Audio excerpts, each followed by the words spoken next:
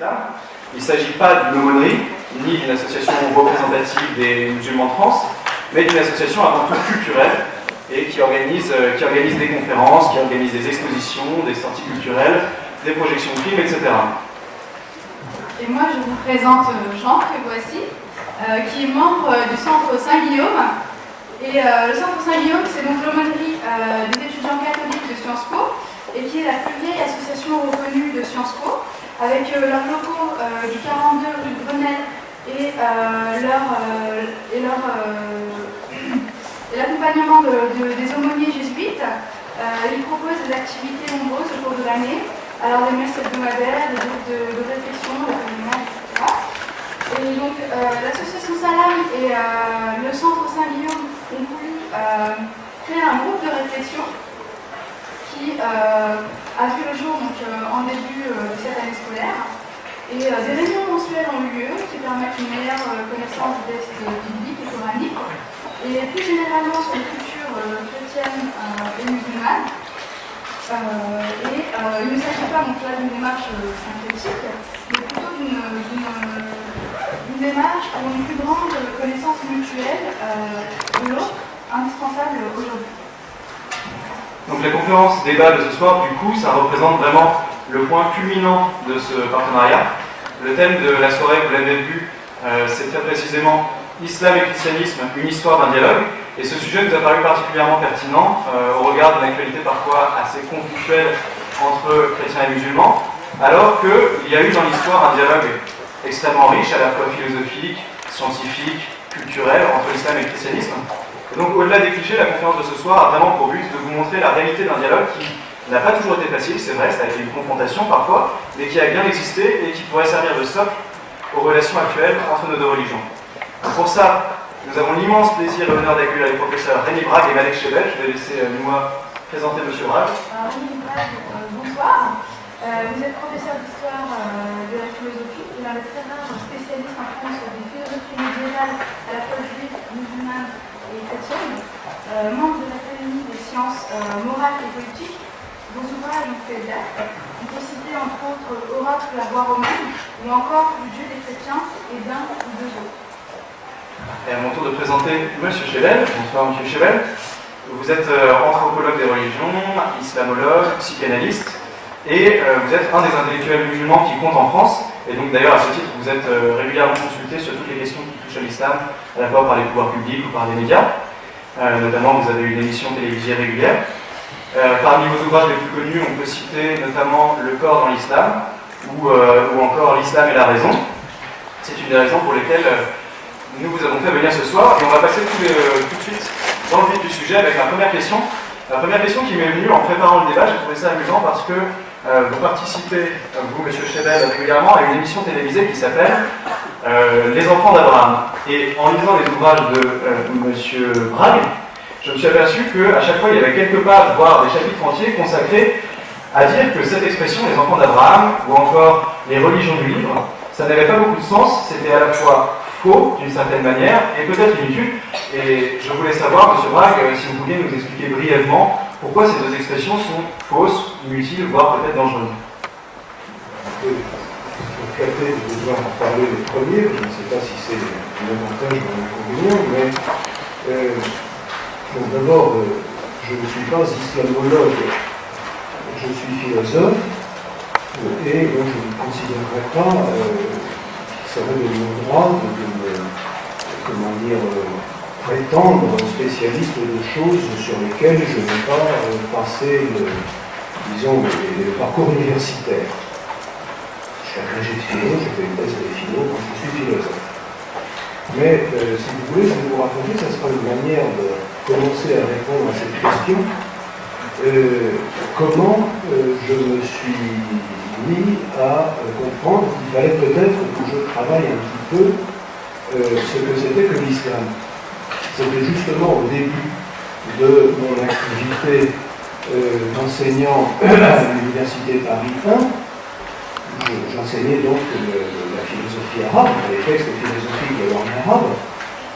Et j'avais un étudiant tout à fait sympathique et intelligent, qui était un Marocain, Et je lui ai dit, je ne sais pas, dans une conversation tout à fait sympathique, nous sommes tous adeptes d'une religion, d'une religion d'Abraham, une religion qui se réclame d'Abraham. Et là, il m'a dit, la religion d'Abraham, c'est l'islam. Moi, je partais, si vous voulez, de l'idée maintenant reçue, voire devenue un peu inévitable, mais il est interdit de penser le contraire, selon laquelle il y a trois religions d'Abraham, le judaïsme, le christianisme et l'islam, la robe d'entrée en scène, et je me suis trouvé confronté, de la part de cet étudiant qui n'était nullement un fondamentaliste, je ne sais pas trop comment l'appeler, mais quelqu'un de tout à fait raisonnable, intelligent et humble, je me suis trouvé en face d'une conception dont j'ai compris que je ne la connaissais pas, il fallait que je la regarde d'un petit peu plus près.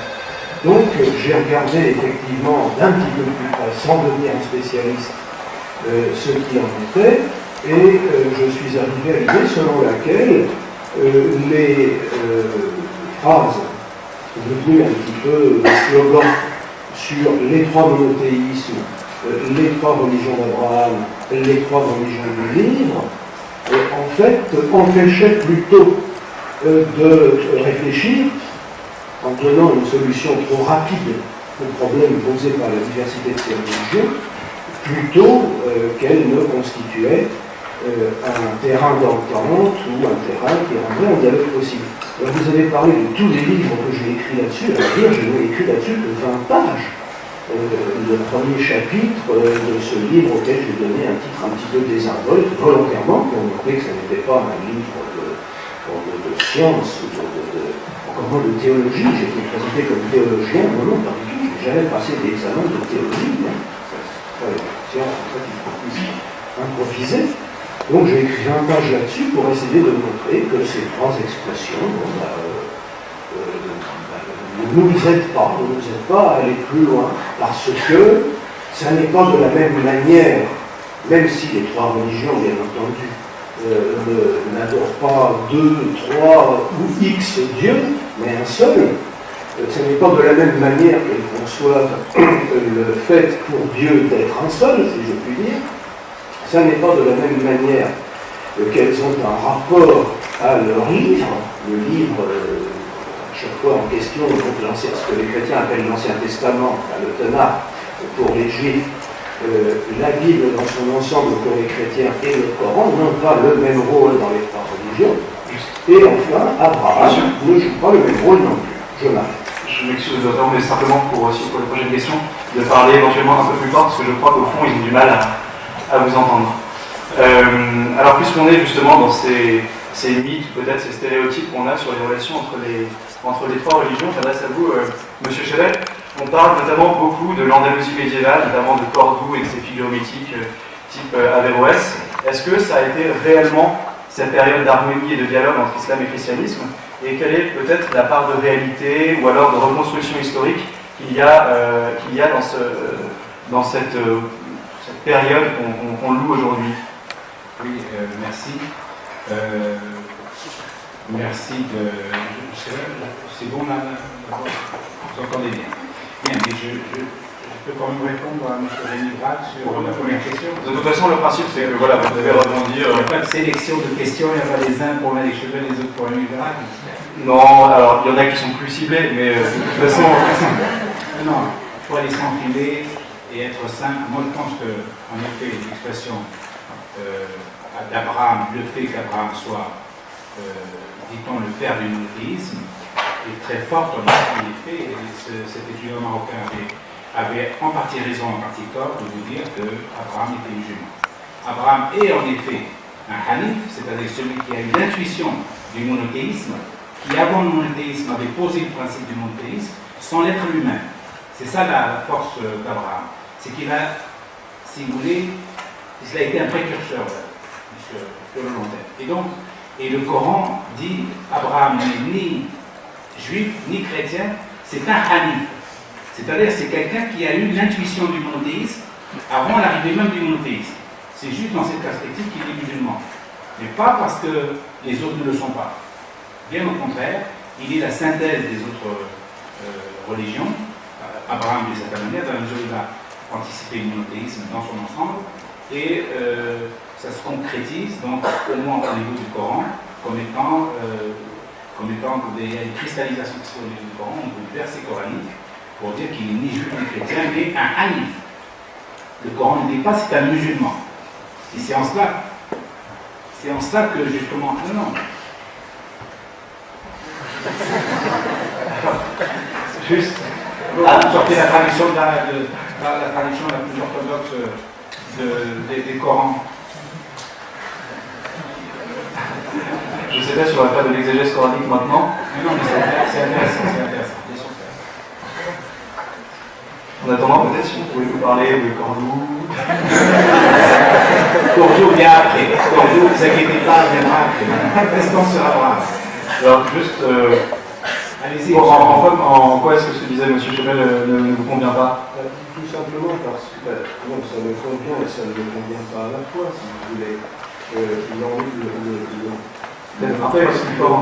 Pardon, excusez-moi, le texte de la Sourate 3, verset 67, dit exactement.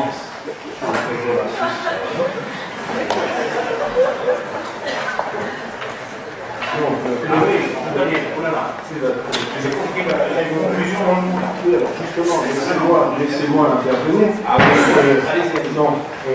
L'un des deux versets qui dit ce que Malek Chebel a cité de manière tout à fait fidèle, à savoir cette tentative, les versets qui contiennent cette tentative, si vous voulez, d'une double subversion du judaïsme et du christianisme en remontant à un niveau, si je puis dire, antérieur à eux. Alors l'un de ces deux versets comporte, bien entendu, alors cette expression fort mystérieuse, hanif, bon, là-dessus on a écrit des bibliothèques, bon, vrai monothéiste, bon, quelque chose comme ça.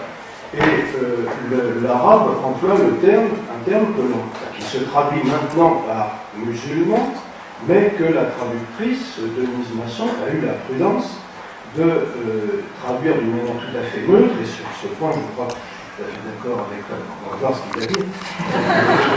Visiblement, c'est pas acquis. Il était un vrai croyant, soumis, et la traductrice a ajouté, pour que ça soit compréhensible, acquis, soumis à Dieu. Simplement, ensuite, le mot musulman a été compris comme désignant ce que signifie aujourd'hui musulman, au prix d'une sorte d'anachronisme. Enfin, c'est une interprétation qui a ses lettres de noblesse. Oui, alors, en effet, le mot musulman a plusieurs acceptions. Et là, Denise Masson, comme déjà, c'est une femme qui traduit le Coran, c'est pas très bien vu. En plus, c'est une chrétienne qui traduit le Coran, c'est pas bien vu non plus. En plus, elle vivait au Maroc, c'est pas toujours bien vu. Et en plus, elle voulait plaire, si vous voulez, à l'orthodoxie musulmane de l'Arabie Saoudite comme pas les nôtres. Donc elle avait quand même 4 casseroles à tirer derrière elle. Et je comprends sa prudence.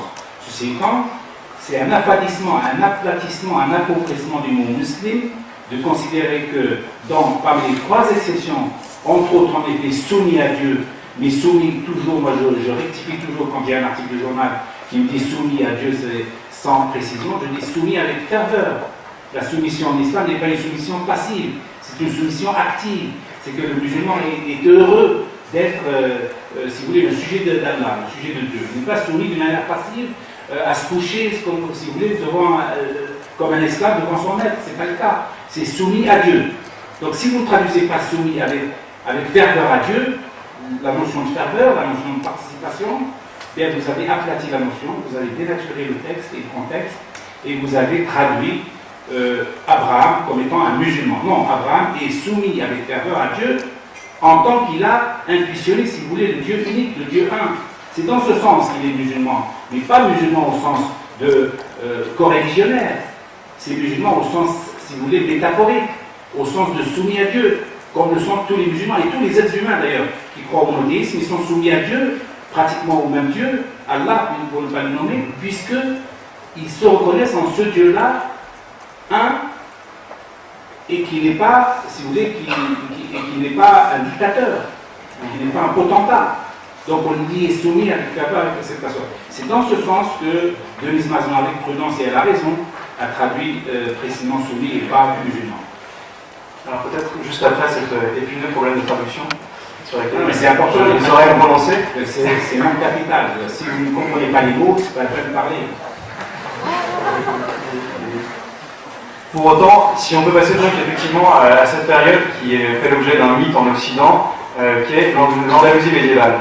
On nous présente ça comme une version idyllique du dialogue islamo-chrétien. Est-ce que c'était réellement le cas? C'est quelque chose que, je pense, on peut développer. Attendez, déjà on saute d'Abraham jusqu'à l'Andalousie, il n'y a pas des questions intermédiaires? Et je ne vous cache pas qu'on va jusqu'à quasi nos jours, donc il faut... Je vais vous dire.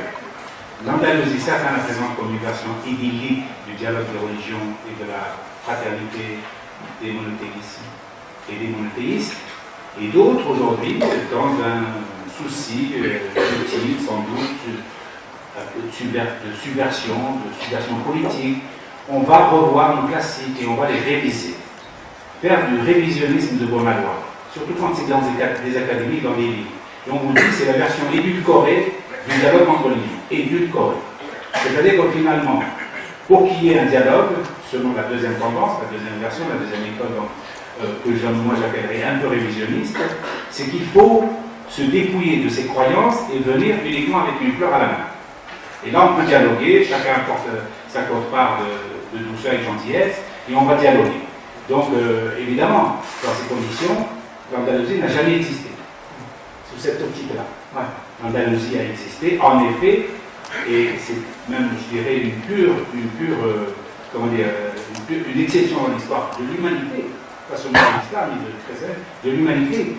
Durant 7 siècles, il y a eu des juifs, des chrétiens, des musulmans et des agnostiques, des athées, toutes sortes de religions, ou pas de religion d'ailleurs du tout, qui ont vécu sur une terre, en effet, conquise par les musulmans, mais de nouveau reconquise plus tard par ses premiers propriétaires, et c'est tout à fait normal. Mais néanmoins, pendant 7 siècles, on parle de siècles, on ne parle pas de quelques semaines. La laïcité, à un siècle d'existence, déjà, elle a subi 40 révisions. 40 révisions. Pendant 7 siècles, musulmans, chrétiens, juifs, chacun dans sa position, évidemment, avec le présupposé, en effet, je suis d'accord, que l'islam était on va dire qu'il était incarné la gouvernance à ce moment-là, et donc si les autres acceptaient la situation, les choses passaient bien. 7 siècles, et de grandes réalisations toutes les faites. Pas tout, évidemment, et ils n'ont pas recréé la planète, ils n'ont pas recréé l'humanité tout entière. Il y a évidemment des faiblesses et des imperfections, mais néanmoins, je trouve que, grosso modo, si nous arrivions aujourd'hui en France, au moins pendant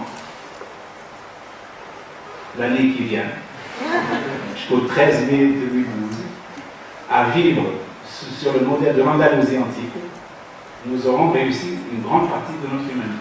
Alors, monsieur Rack, je me tourne peut-être un peu vers vous, mais ce que j'avais lu, c'était que finalement il y avait des communautés qui de fait vivaient ensemble sur le même territoire, mais qu'elles vivaient dans une coexistence finalement relativement séparée, où chacun était un peu sous sa communauté. Est-ce qu'il y avait des dialogues notamment entre philosophes ou théologiens des 3 confessions, ou est-ce que c'était juste une coexistence pacifique?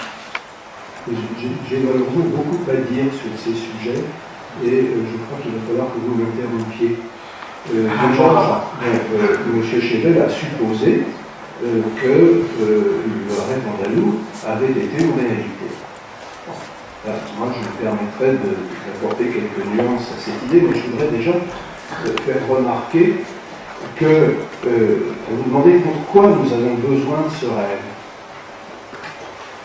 Je dirais, et là je sais que je parle à Sciences Po, eh bien je dirais que le rêve d'un paradis terrestre devient peut-être indispensable à partir du moment où on cesse de croire à un paradis céleste, d'une part, et d'autre part que les paradis terrestres contemporains, à savoir l'URSS, la Chine de Mao, Cuba et autres, en ont quand même pris un sale coup depuis quelques années. Il est difficile de penser que le paradis terrestre soit maintenant contemporain. Alors, il faut trouver un endroit où on va pouvoir le loger sans trop de danger. Le passé, c'est l'endroit idéal parce que personne ne peut aller vérifier. Alors, où le situer? Bon, Alexandrie, il y a maintenant à peu près plus d'Italiens, de Grecs et de Juifs à Alexandrie, c'est une ville entièrement musulmane, ou quasiment entièrement. C'est plus la ville de Lorenz Garel. La Bosnie, bon, n'en parlons pas, peut-être mieux. L'Andalousie est suffisamment loin pour qu'on puisse raconter de près n'importe quoi. Moi, je dirais que c'était une société médiévale comme une autre, ni pire, ni meilleure. Et sur les 7 siècles en question, on peut calculer le nombre de 711 à 1492, qui est la date de l'expulsion, de la fin du royaume monastique de Grenade, donc la fin de ce que l'on appelle la Reconquête, qui a été plutôt une conquête qu'une reconquête, enfin peu importe. Ces 7 siècles, je crois qu'il faut en rabattre pas mal. Ne serait-ce par exemple que si l'on regarde les exemples des noms qui ont été donnés dans ces questions, que je trouve tout à fait d'ailleurs bien faites. Alors, Cordoue et ses figures mythiques, de quoi Maïmonide, Averroès, etc. Alors, Maïmonide a quand même été chassé de Cordoue en 1148 avec sa famille, lorsque les Almohades ont placé les Juifs et les chrétiens devant le choix entre la valise et le cercueil. Donc il est allé, il a fini sa vie en Égypte, où c'était plus cool, disons. Bon. Averroès, bon, il a eu des ennuis. Là, je pense lui que c'est un collègue, si vous voulez, un collègue philosophe. Il a eu des ennuis. Bon, on ne lui a pas cherché trop de tout dans la tête. Il a été mis en résidence surveillée. Est-ce que c'était parce qu'il était philosophe? Est-ce que c'était plutôt, comme je le crois volontiers, parce qu'il s'était mis du mauvais côté au moment d'un remaniement politique, d'une révolution de palais? Ça, je le crois plus volontiers. En tout cas, bon, Cordoue, c'est un peu embêtant. Et puis la deuxième remarque, je vais m'arrêter sur cette remarque, enfin elle a quand même une certaine dimension, c'est ne parlons plus, je vous en prie, j'apprécie que Malek Chebel n'ait pas employé ce mot, de civilisation tolérante. La tolérance, c'est une vertu des individus, une vertu des personnes. Il n'y a pas de civilisation tolérante ou intolérante. Il y a des civilisations qui sont en face de problèmes tout à fait concrets et qu'elles doivent traiter d'une manière plus ou moins habile, plus ou moins astucieuse. Je crois qu'il faut voir les choses, si vous voulez, dans l'optique problème-solution. Quel était le problème en 711, lorsque les Arabes, et en fait les Berbères, une bonne quantité de tribus berbères avec les quelques tribus arabes venues d'Arabie proprement dit, lorsque ces gens-là sont entrés en Espagne, bon, ils ont trouvé des gens qui étaient là et qui étaient déjà assez variés. Il y avait des chrétiens un peu toutes les couleurs, il y avait des juifs. Bon. Ils représentaient à peu près un très faible... Les envahisseurs représentaient une très faible partie de la population. Même chose d'ailleurs pour l'Égypte, pour le Moyen-Orient. Le problème était le suivant. Comment assurer donc la gouvernance, le mot a été dit, comment avoir le pouvoir politique lorsque l'on représente, je crois, mettons 5% de la population. Donc, la réponse, ça a été d'avoir une religion suffisamment solide, si je puis dire, comme principe d'identité, pour pouvoir ne pas se diluer dans le reste des populations. Et puis, le reste des populations, qu'est-ce qu'ils allaient en faire? Est-ce qu'ils allaient les massacrer? C'est une idée imbécile. D'abord, c'est une idée imbécile parce que c'est méchant. Enfin, ces gens-là n'étaient pas des sauvages. Bon. Et puis ensuite, c'est idiot économiquement parlant parce qu'ils vivaient de leur travail. La classe dominante, comme dans tous les pays peut-être jusqu'à nos jours, vivait du travail des dominés. Donc il a fallu trouver un système permettant que la société telle qu'elle était, en Andalousie ou ailleurs, continue à tourner, si vous voulez, suffisamment bien modifiée, de manière à pouvoir payer l'impôt, de manière à pouvoir assurer l'existence de la classe dominante.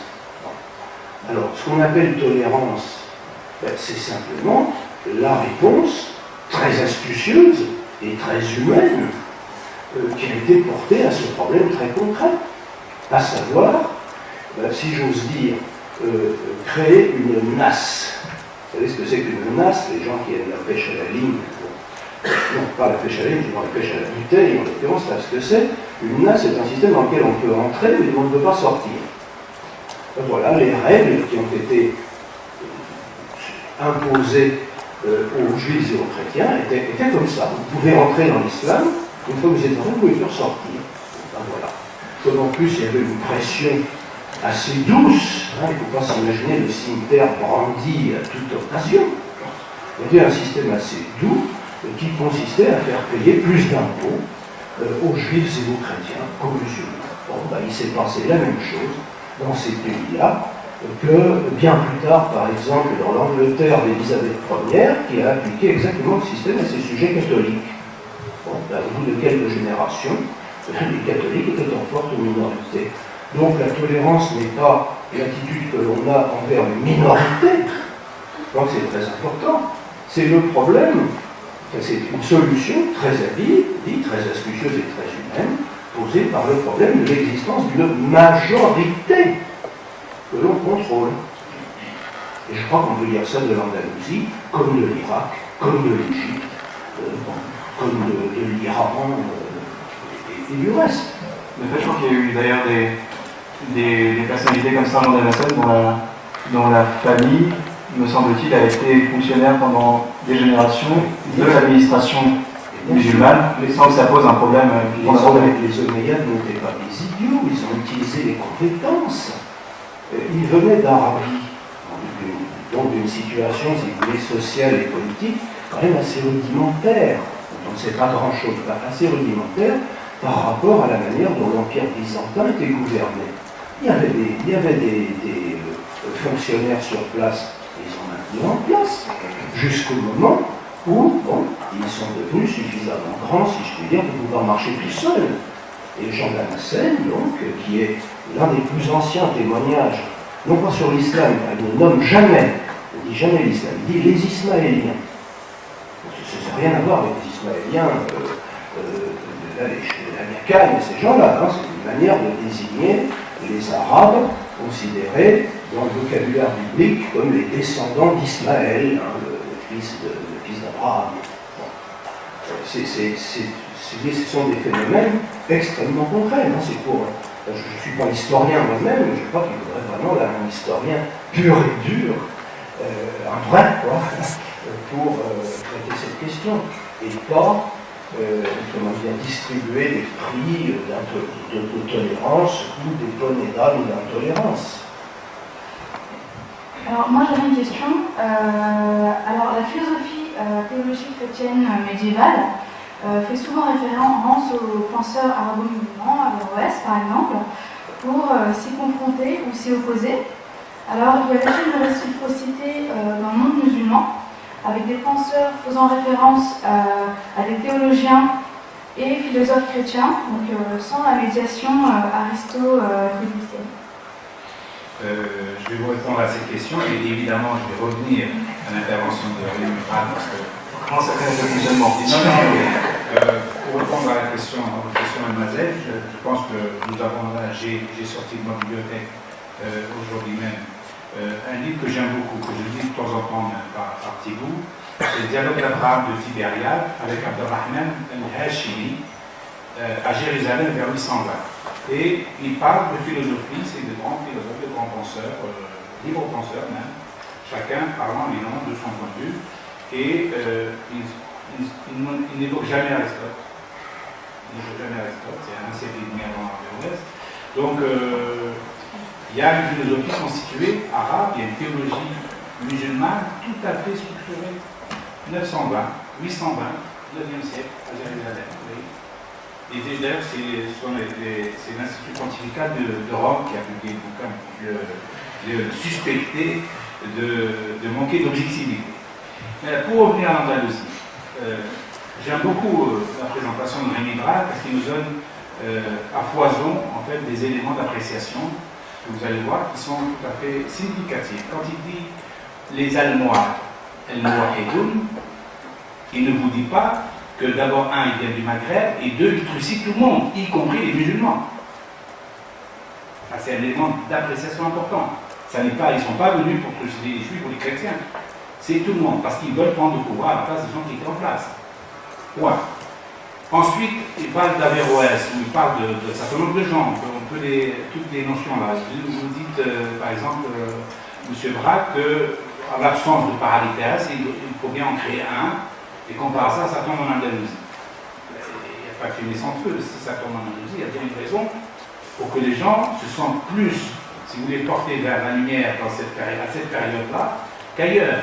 Et puis évidemment, les 7 siècles, c'est métaphorique encore, c'est une image pour dire que pendant ces siècles, les choses sont bien passées, grosso modo.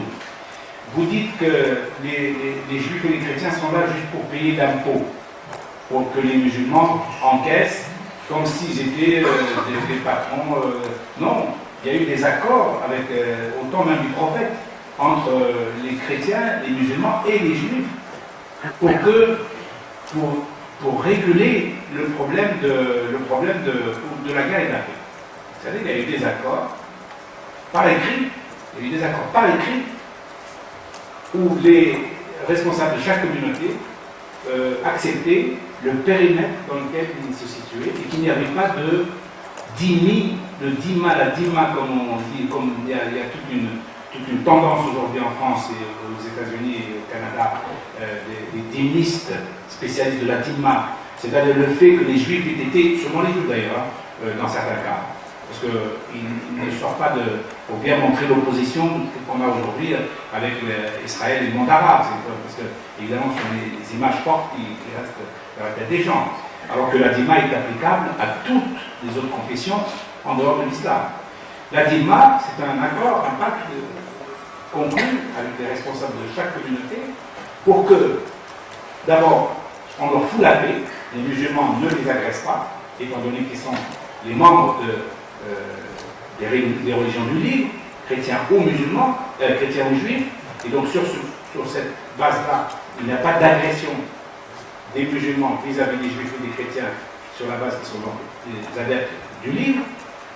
Mais en contrepartie, évidemment, comme d'abord ils ne les agressent pas, ils respectent leurs croyances et leurs pratiques rituelles, culturelles.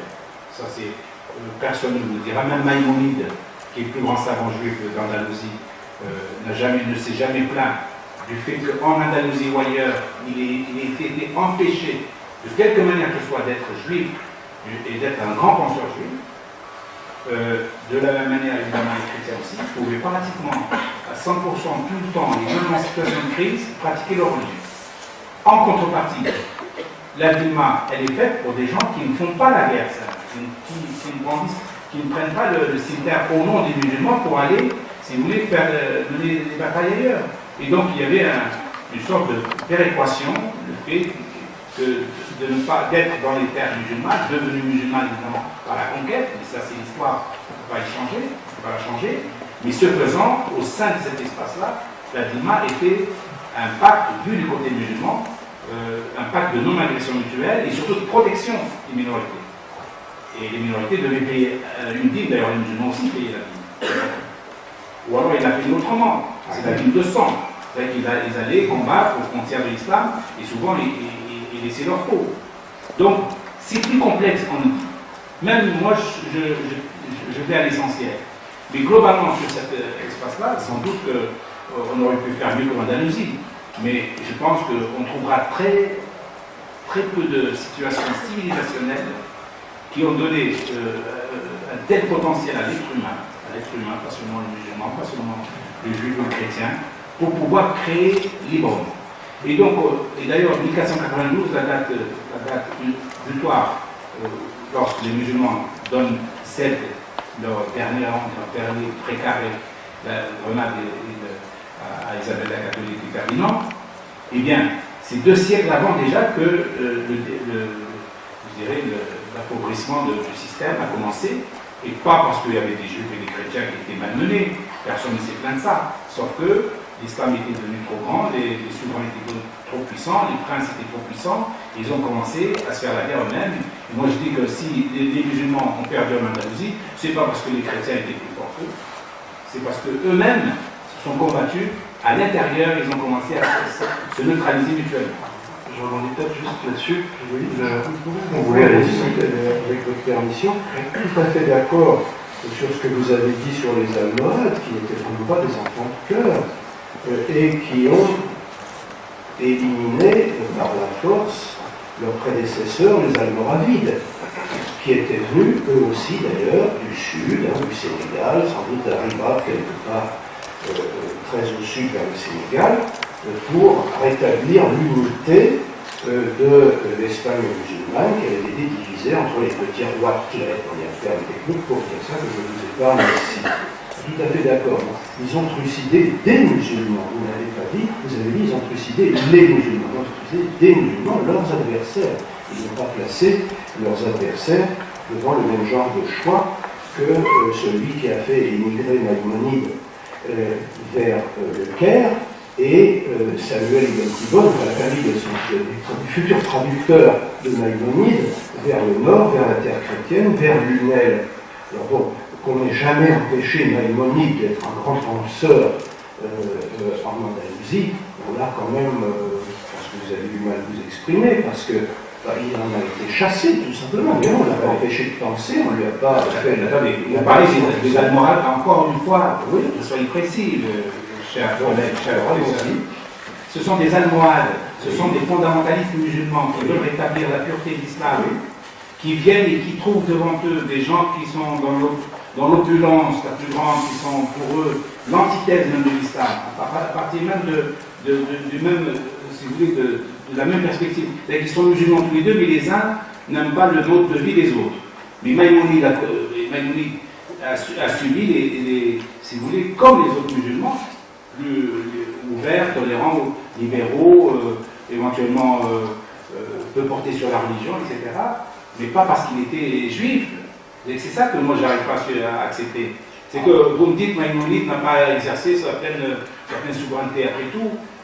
Quand il est parti de l'Andalousie, il est allé encore dans un autre pays musulman. Bien sûr. Il a accueilli très bien. C'est ce que je et même en Andalousie, il était au plus haute sphère de l'État. Il l'a quitté en 148, il avait 10 ans. Il était précoce, il n'était certainement pas au plus haut sommet de l'État.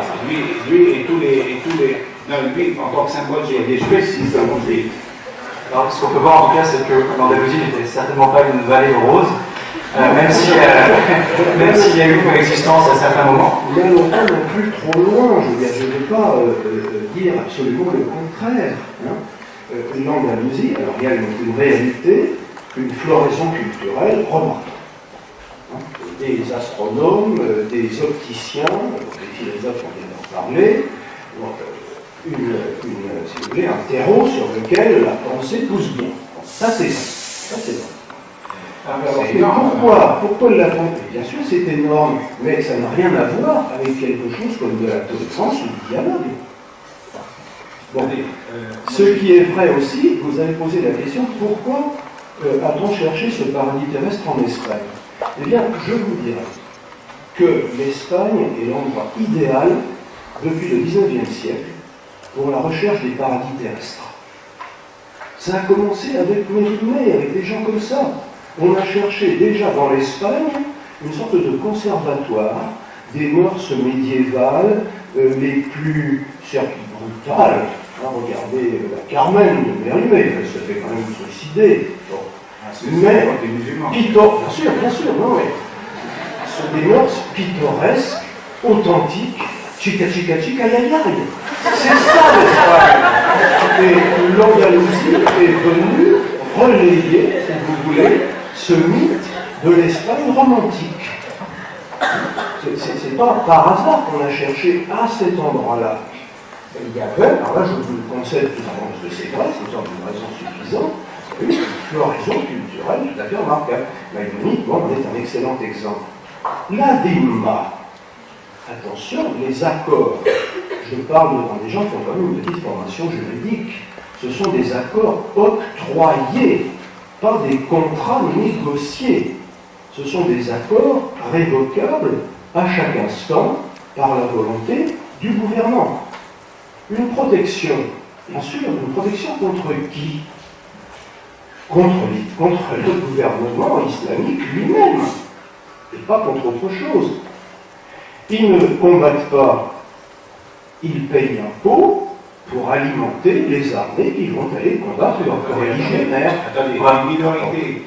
Vous dites vous-même que c'est souvent une minorité. On ne peut pas dire que la petite minorité juive va payer les impôts de la grande puissance armée musulmane. Attendez, ça ne tient pas la route au point de vue déjà du volume. Contribue. Non, ça ne tient pas la route au point de vue du volume. Parce que la puissance musulmane, quand elle était à son apogée, elle était précisément, ça partait de Cordoue jusqu'à Tashkent et encore, eh bien, c'était quand même, je ne sais pas, vous imaginez bien, sur 6000 km de diamètre, sur 6000 km de diamètre, il y avait une centaine de floraisons de techniques, de cultures, d'histoires, d'itinéraires, 100, 200, 300 espèces différentes, des couleurs différentes, des sensibilités différentes, évidemment, et un prélèvement d'impôts. Oui, bien sûr. Oui, on va peut-être là, parce que donner l'épaisseur de tout ça. Oui. Si vous réduisez la DIMA juste à un accord subi, on n'a rien dit. Si en plus cet accord dure des siècles, vous voyez, s'il durait juste le temps que le type, le sultan almohade, fasse ses exactions, on passe à autre chose, d'accord, mais le problème, c'est pas le cas. Alors, justement, vous dites qu'on passe à autre chose, et juste un point sur le paradis terrestre. Je vais vous dire, les Omeyyades, comme on les appelle les Omeyyades d'Occident, c'est-à-dire un seul type qui a échappé au massacre collectif qu'ont perpétré les Abbassides au détriment des Omeyyades d'Orient, dont ils étaient à Damas, un type échappe. Ça arrive, comme dans tous les films hollywoodiens, il y a toujours un type de sauveur, de héros qui échappe. Sinon le film s'arrête. Hein. Donc il faut qu'il échappe. Donc il réussit à échapper et il se retrouve en in-fine à Cordoue. Et donc à Cordoue va se développer donc toute une civilisation très raffinée, donc omeyyade, d'origine donc syrienne, si vous voulez. Ils se retrouvent transplantés à Cordoue. Et leur obsession à ces Omeyyades d'Occident, ils sont des gens d'une grande culture, d'une grande urbanité. Il ne faut pas oublier que nous sommes à une période où ils avaient synthétisé l'ensemble du savoir-faire oral et l'éloquence arabe en termes de poésie, en termes d'art amoureux, d'art courtois, de convivialité, de commensalité. C'était des gens arrivés à un très haut niveau de raffinement. Leur souci était de créer l'Andalousie, de créer le paradis terrestre en Andalousie pour rivaliser avec les Abbassides de Bagdad, parce que les Abbassides déplacent leur capitale, ils sont à Bagdad, au 8e, 9e siècle. Et donc eux, ils sont en Occident, donc les Omeyyades d'Occident en Andalousie, veulent rivaliser, non pas par la force, avec leurs ennemis jurés, frères ennemis, les Abbassides, mais par la beauté, l'intelligence, par la poésie, par le raffinement. Et donc ils ont, de leur existence et de leur propre fait, créé ce paradis terrestre, semi-paradis terrestre, ou en tout cas début de paradis terrestre, avant que les autres ne viennent. Avant qu'on qualifie ça, au jour du 20e, 21e siècle, déjà au 8e siècle et au 9e siècle, on crée des nawriyat, c'est-à-dire pour opposer des poésies florales, pour prendre le dessus, si vous voulez, sur l'équivalent en Andalousie, à Bagdad. Donc il y avait cette volonté, cette émulation chez les Omeyyades d'Occident à créer, à inventer une sorte de paradis qu'ils avaient déjà de fait, puisqu'ils avaient l'eau que les autres n'avaient pas, etc. Et donc on le suit parfaitement dans pas mal d'ouvrages faits ici en France sur cette rivalité qui a donné cette on va quand même terminer dans l'Andalousie médiévale un moment, parce que l'heure tourne. Et vous avez évoqué tout à l'heure, Malek Chevel, le déclin relatif de l'islam vers, même un peu avant 1492. Et à ce déclin de l'islam en tant que tel, correspond aussi le déclin du dialogue entre l'islam et le christianisme, puisque on peut penser évidemment au Moyen-Âge, à saint Thomas d'Aquin, effectivement, qui cite Averroès régulièrement, ou d'autres, la Vicenne. Et après, qu'est-ce qui se passe? On a l'impression que jusqu'à, grosso modo, les orientalistes comme Massillon, il ne se passe rien dans les échanges culturels entre l'islam et le christianisme. Alors est-ce que c'est dû au déclin de la civilisation musulmane? Est-ce que c'est dû à un repli de chacune des deux civilisations? Est-ce que c'est dû à un refus? Qu'est-ce qui explique ça? Vous pouvez voir, M. Brass, comment vous expliquez ça? Je suis un petit peu gêné parce que j'ai trouvé la question que votre voisine a posée tout à fait bonne. Ah oui, j'aimerais bien. Bon, vous dites, hein, la philosophie médiévale faisait souvent référence aux penseurs arabo-musulmans, la philosophie théologique chrétienne médiévale faisait souvent référence aux penseurs arabo-musulmans pour s'y confronter ou s'y opposer. C'est tout à fait exact. J'ajouterais même que c'est pas uniquement pour s'y confronter ou s'y opposer, c'est pour leur emprunter en citant, en disant, bon, ça je l'ai trouvé chez Avicenne, ça je l'ai trouvé chez Averroès, merci, coup de chapeau. Il y a de ça aussi. Il y a de ça aussi. Il n'y a pas Thomas d'Aquin que vous avez cité est un très bon exemple. On y discute pied à pied avec Averroès. Bon, même parfois, il lui envoie une vanne. Il dit que c'est plutôt le corrupteur de la philosophie aristotélicienne que le véritable interprète. Mais ce n'est pas Averroès qui disait. C'était des compatriotes, des co-religionnaires à lui, qui avaient donné d'Averroès une interprétation extrême, qui n'était pas celle que partageait saint Thomas d'Aquin. Donc il y a un emprunt d'idées tout à fait considérable, si vous voulez, même si, il ne faut pas exagérer, même si les sources principales de saint Thomas d'Aquin, c'est saint Augustin, ce sont les pères de l'Église, la Bible n'en parle pas, ça c'est évident, et Aristote, mais un Aristote qu'il a connu en partie, en fait, il pouvait déjà utiliser des traductions faites directement sur le grec. Mais enfin, il y avait une tradition d'études. Pardon? Ça l'arrangeait pas, ça l'arrangeait moins. Il s'en est accommodé, il s'en est passé par Averroès quand même. Ah bien sûr, oui, mais certainement. Certainement. Il y a eu pas que saint Thomas d'Aquin d'ailleurs, tout à fait. Oui, alors justement, il était même appelé le commentateur. C'est ce que j'allais dire.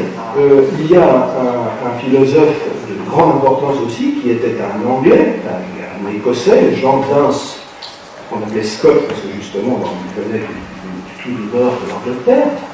Et alors lui, c'était un avicénisant, un fan, si vous voulez, un groupie d'Avicenne. Pour lui, le philosophe, c'était Avicenne.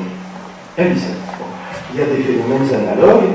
Par exemple, saint Thomas utilise largement Maïmonide dans toute sa connaissance, la connaissance qu'il a disons, de l'apologétique musulmane, de ce qu'on appelle le kalam. C'est peut-être un petit peu long d'en parler ici, donc ça lui vient de Maïmonide.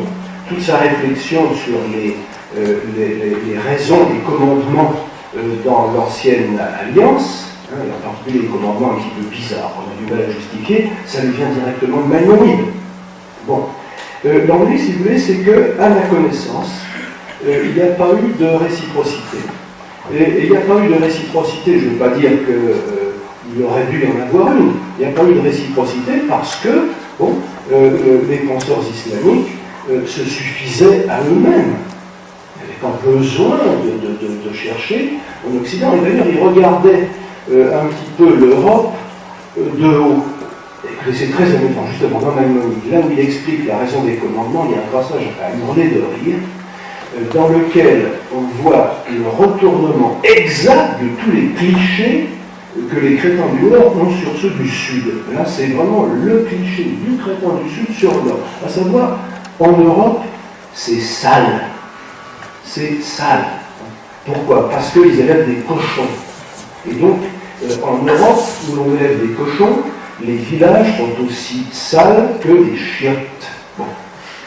C'est un type qui écrit d'Égypte, qui dit ça sur les gens de Ifranj. Ça ne veut pas dire seulement la France, mais l'Europe. Bon. Alors il y a cette attitude-là, dont les gens du Nord, ça serait vraiment bizarre qu'ils aient des choses à nous apporter. Et il n'y a pas eu, me semble-t-il, d'échange philosophique dans le sens, Europe vers nord de la Méditerranée, vers le sud, avant une date très récente. Et alors là, il y a même un exemple d'une sorte de dialogue raté. C'est Ibn Sabrin. Ibn Sab'in était ce qu'on va le qualifier de soufi, est-ce qu'on va le qualifier de philosophe, ça m'est égal. Bon. Il reçoit, comme semble-t-il, pas mal d'intellectuels du monde musulman, une sorte de circulaire de personnes de moindre que l'empereur Frédéric II, celui qui habitait à Palerme, et qui était une espèce d'esprit multiculturel, un type fantastique, connaissait le grec, connaissait l'arabe, le latin évidemment, et il pose une question comme ça aux intellectuels sur une série de questions, alors sur le statut de l'âme, sur l'immortalité, des questions vraiment philosophiques. Nous avons conservé une seule réponse, et c'est justement celle de Ibn Sab'in. Et là c'est triste parce que Ibn Sab'in, qui lui-même n'était pas un philosophe de toute première qualité, traite vraiment l'empereur comme un petit gosse dont il corrige la copie. Bon là, il y a une grosse confusion logique. C'est vraiment retourner à l'école. Il traite vraiment ça de haut. C'est dommage. C'est ce qu'aurait pu être une sorte de dialogue, et puis qui est raté. En l'occurrence, bon, c'était parce que c'était Ibn Sab'in, donc ce qui se passe de l'autre côté n'était peut-être pas meilleur. En tout cas, il n'y a pas eu tellement ça. Vous partagez ce diagnostic, M. Schwellen? Absolument. Je dois dire que la complexité du débat que nous avons là, c'est que nous traversons en un clin d'œil des siècles et des siècles. Je pense que pour la clarté du propos, il faut que nous situions à chaque instant, si vous voulez, la tranche qui nous intéresse et pourquoi nous la choisissons. Parce que sans quoi on part dans des confusions terribles, du genre l'islam 14 siècles, il a été ceci ou cela. Ben, souvent il n'a été ni ceci ni cela, parce qu'il est tout ça en même temps, ou il n'est pas du tout à d'autres moments. Donc la difficulté est là. C'est qu'au Moyen-Âge, jusqu'au XIIe siècle, en effet, et peut-être c'est un peu difficile à concevoir aujourd'hui, y compris en France, à commencer même par la France, je dirais, que les Arabes, les philosophes arabes, toute obédience confondue, y compris les chrétiens arabes, y compris ceux qui sont convertis. Mais enfin, il y a le lien, c'est que c'est la culture arabe qui commence, c'est donc le Coran en langue arabe, né en arabe et édité en arabe, on n'y peut rien, c'est comme ça. Et c'est l'islam, la progression de l'islam. Donc le Coran comme vecteur intellectuel, culturel, tout ce que vous voulez, et l'islam comme espace de civilisation. Ces deux facteurs-là, on les retrouve de manière récurrente. C'est l'élément stable. Eh bien, qu'on dise qu'ils ont été mauvais là, que tel type, Ibn Sab'in, a été moins bon philosophe que d'autres, ce qui est vrai, et qu'il a traité d'une manière un peu légère un empereur occidental, il n'y a pas de doute, le problème n'est pas à ce niveau-là. C'est au niveau structurel. Et qu'aujourd'hui, qu'on n'ait pas la capacité de comprendre que les Arabes n'étaient pas le passé plus puissants qu'ils ne le sont aujourd'hui, déjà ça je ne comprends pas au niveau de leur raisonnement logique qu'on ne puisse pas comprendre ça. Qu'on ait un tabou à entendre la civilisation comme un cycle, c'est sinusoïdal, c'est cyclique, par définition, que les Grecs avaient existé par le passé, on nous avait dit que les Grecs n'étaient pas un grand peuple. Et pourtant aujourd'hui ils ont une ligne très, très, très palichonne, notamment sur le plan économique. Bon, et que inversement, les médecins, les poètes, les grands poètes perses, par rapport à la situation de la Perse d'aujourd'hui, c'est le jour et la nuit. Autant la Perse nous a inspiré à un moment donné. Et ce n'est pas le fait des orientalistes. C'est parce que la Perse avait déjà donné ça. Ce n'est pas parce qu'il y a eu des orientalistes qui sont emballés pour Averroès que Averroès était grand. Non, il était d'abord grand. Et après, il y a des gens qui ont vu sa grandeur. Il ne faut pas confondre. Maintenant, on dit Averroès a été contesté par la Sorbonne. Il a été mis au pilori par l'Église. Il a été abandonné comme corpus d'enseignement, ou Avicenne, et d'autres grands penseurs, et sans doute, c'est possible, mais c'est aussi la compétition entre les nations, elle est au niveau intellectuel, au niveau scientifique. Averroès ne peut pas répondre ad vitam aeternam à toutes les questions de l'humanité. Il faut être sérieux. Il ne faut pas attendre Ernest Renan au XVIIIe siècle pour apprendre ça, sauf parce qu'il était focalisé là-dessus. Donc moi je dis, toujours, il faut avoir deux, trois focales différents pour analyser les phénomènes culturels. Si on parle des individus, moi j'accepte toutes les évaluations sans aucun problème. D'accord. Si on parle carrément, dans un livre qui s'appelle Le sujet en islam, j'ai pas dit qu'il y avait trois grands corps sociaux qui ont conduit l'islam depuis le début jusqu'à nos jours. D'abord, évidemment, le corps des théologiens, le corps des califes, les califes c'est le pouvoir politique, et puis un troisième corps qui est le corps des savants, c'est le penseur. Et donc les trois corps, on trouve que les trois, tout le temps, depuis le début jusqu'à nos jours. Donc le calife, c'est-à-dire l'équivalent du président à vie aujourd'hui, ou du despote, ou du roi, il s'entoure tout de suite par les théologiens pour rendre halal, si je puis dire, pour lui donner des faits positifs pour les actions qu'il mène par rapport à la population. Et derrière, il y a le marchand. Je dis le savant, c'était dans le deuxième cercle.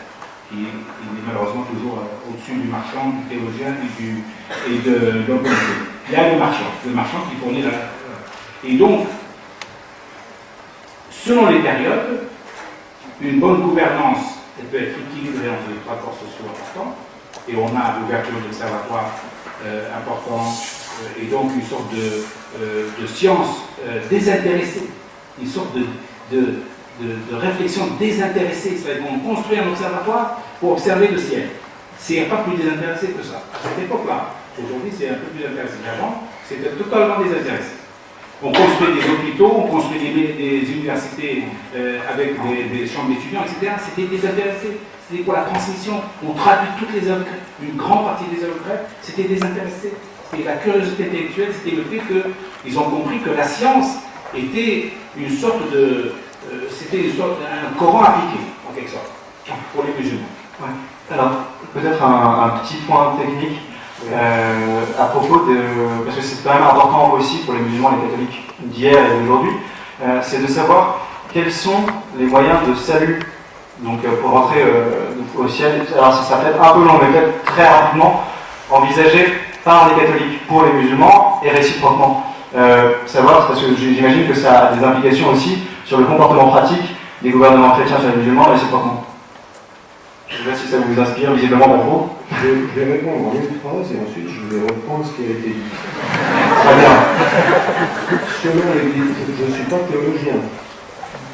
Moi je dirais, si j'ai bien compris mon catéchisme, il est assez ancien, le moyen de salut pour les non-chrétiens est le même, que ce soit pour les musulmans, les mormons ou les bouddhistes, c'est écouter la voix de sa conscience morale et y obéir. Point. Bon. Je reviens à ce qui a été dit auparavant. Alors, Averroès, excusez-moi, c'est un de mes amis, Averroès, si je puis dire. Bon, un très grand type. Un très grand type. Le commentateur d'Aristote le plus précis, le plus scrupuleux, un très grand bonhomme. Il a été reçu en Europe. C'est en Europe que l'on a lu Averroès, chez les Juifs et chez les chrétiens. Dans son pays, vous connaissez le proverbe, nul n'est prophète en son pays, dans son pays, il a été à peu près oublié. Sauf un petit peu comme juriste, parce que la philosophie n'était pas son boulot. Hein. Son véritable métier, c'était d'être juriste, et un juriste de très très haut niveau. Hein. Mettons, je ne sais pas, premier président de la Cour de cassation. Bon, le grand cadi de Cordoue, c'était pas n'importe quoi. Mais comme philosophe, bon. Et là, il y a un paradoxe, si vous voulez. Ce grand bonhomme, justement parce qu'il était très bon, et Malek Chebel l'a dit, il n'y a pas que lui. L'ennui, c'est qu'il y a des gens qui ont cru qu'il n'y avait que lui, et qu'il n'y avait que Aristote, tel que Averroès l'interprétait, ce qui fait que dans l'histoire des idées, c'est affreux à dire, mais il a eu un rôle réactionnaire